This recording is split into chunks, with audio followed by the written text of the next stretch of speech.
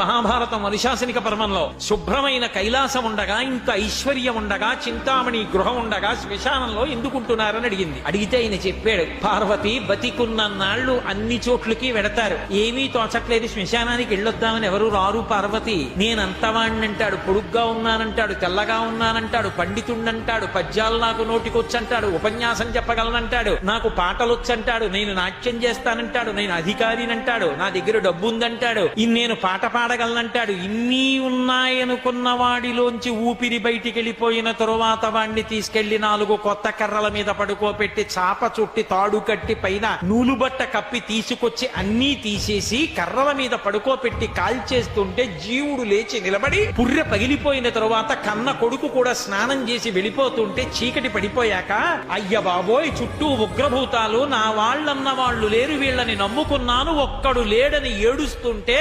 నేనున్నాను రా అని చెప్పడానికి నేను కూడా లేకపోతే చచ్చిన వాడు 1000 మాటలు చచ్చిపోతాడని అక్కడ ఉన్నాను పార్వతి. పార్వతీదేవి అడిగి